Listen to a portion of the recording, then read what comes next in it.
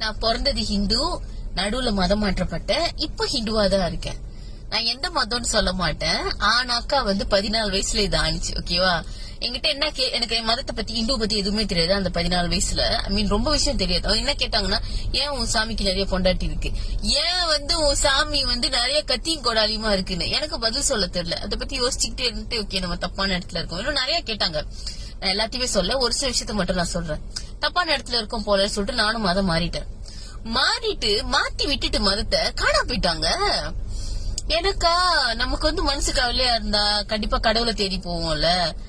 திடீர்னு என்ன சுத்தி இந்த பூஜை இல்ல, அப்புறம் இந்த பூ வைக்கிறது, பொட்டு வைக்கிறது, அப்புறம் இந்த சாம்பிராண்டி, இந்த தீபம் கட்டுறது, இது மாதிரிலாம் எதுவுமே இல்ல. எனக்கு அப்படியே ஒரு மாதிரி பாடி போன மாதிரி ஆயிடுச்சு. என்ன சுத்தி மங்களகரமே இல்லாம அப்படி இருக்கே.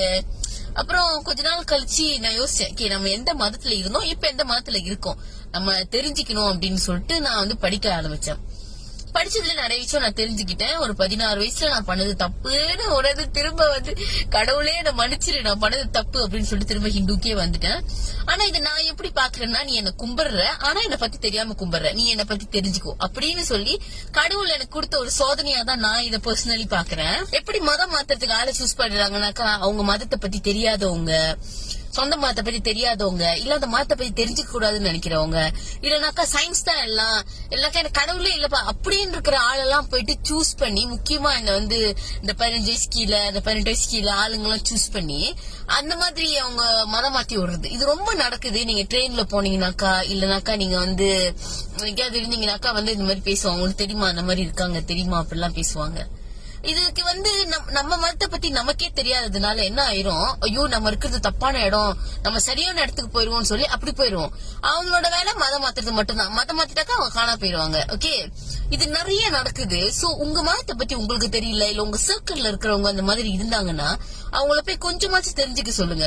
எதுக்கு நம்ம சாமி கும்பிடுறோம், எதுக்கு தீபம் காட்டுறோம், எதுக்கு சாம்பிராணி போடுறோம், எதுக்கு இந்த மஞ்சள் இந்த கதவு கிட்ட இந்த வேப்பில மாட்டுறோம், எதுக்கு இந்த மஞ்சள் இந்த கதவு கிட்ட இந்த வேப்பில மாட்டுறது, மாங்காய் எல்லாம் மாட்டுறது எதுக்கு, இது மாதிரி சின்ன சின்ன விஷயங்கள்ல ஆரம்பிச்சு அப்படி படிப்படியா அந்த பூஜை எதுக்கு பண்றோம், இந்த அமாவாசை தர்ப்பணம் எதுக்கு கொடுக்குறோம், இந்த மாதிரி ஒன்னொன்னா கத்துக்க சொல்லுங்க. அது ரொம்ப நல்லது. அடுத்த வாட்டி யாராவது இந்த மாதிரி கேள்வி கேட்டாக்கா நம்ம பேந்த முழிக்க தேவையில்லை.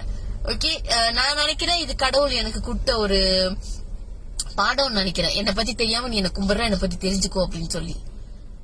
அப்படிதான் நான் நினைக்கிறேன். இப்போ நான் ரொம்ப நிம்மதியா சந்தோஷமா, எனக்கு என்ன கவலை வந்தாலும் நான் போயிட்டு இந்த கடவுள்கிட்ட முன்னுக்கு உட்காந்து நான் சொன்னா போதும், நான் ஓகே இதுக்கு மேல நமக்கு பாத்துக்கிறதுக்கு ஆள் இருக்கு அப்படின்ற மாதிரி ஒரு தைரியம், அந்த மாதிரியான ஒரு தைரியம் எனக்கு.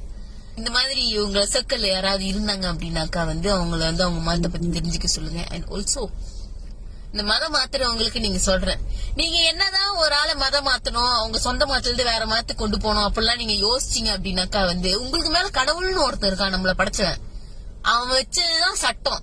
நீ என்ன கும்பிடணும்னா கும்பிட்டுதான் ஆகணும், அப்படிங்கெல்லாம் முடியாது. இது நான் உங்களுக்கு சொல்லணும்னு நினைச்சது காரணம் இப்ப நிறைய நான் பாக்குறேன், இந்த மதம் பத்தி பேசுறது, இந்த இது பெருசா, நான் ஆள் பெருசா, என்னோட கடவுள் பெருசா பேசுறதுலான்னு. சோ என்னோட எக்ஸ்பீரியன்ஸை ஷேர் பண்ணணும்னு எனக்கு தோணுச்சு. நன்றி, வணக்கம், இன்பமே சூழ்க, எல்லோரும் வாழ்க.